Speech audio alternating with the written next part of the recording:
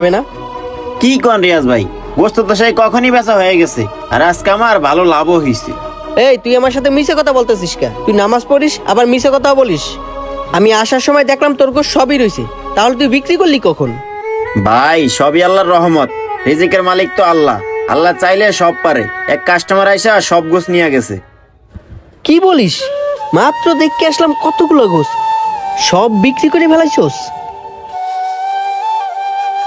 ভাই দেওয়ার মালিক তো আল্লাহ, আমরা শুধু চেষ্টা করতে পারি। আমার রিজিকে আমার নসিবে যতটুকু আছে ততটুকু তো আমার কাছে পৌঁছাবেই।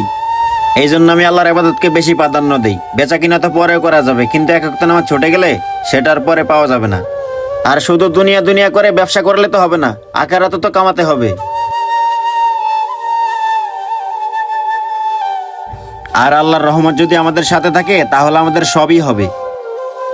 মিরাজ, আমি তাহলে তো দুই দিকই লস করে ফেললাম রে। দুনিয়াও পাইলাম না, আখেরাতও পাইলাম না। তুই তো তাহলে অনেকটাই আগাই গেলি। তুই ব্যবসাও করিস আবার নামাজও পড়িস, তুই তো তাহলে ঠিক কাজ করস রে। মিরাজ, আমি তো তাহলে অনেকটা লস করে ফেললাম রে। রিয়াজ ভাই, আপনি অতটা লস করেননি, এখন অনেক সময় আছে। আসরের আজান হয়ে গেছে, চলেন আমরা নামাজটা পড়ে আসি।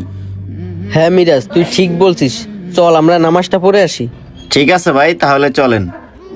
রিজিকের মালিক আল্লাহ তাআলা। একটা কথা সব সময় মনে রাখবেন, আল্লাহ আপনার রিজিকে যেটা রাখছে সেটা আপনার কাছে আসবেই। সময় তার গতিবেগেই চলবে, সময় কারোর জন্য থেমে থাকবে না। তাই আগে নামাজ পরে কাজ, পরিশ্রম করলে আল্লাহ তাআলা রিজিকের ব্যবস্থা এমনিতেই করে দিবে। তাই নামাজকে বললেন না আমার কাজ আছে, কাজকে বলেন আমার নামাজ আছে। ভিডিওটি ভালো লাগলে বেশি বেশি শেয়ার করে সবাইকে দেখার সুযোগ করে দিবেন। ধন্যবাদ সবাইকে।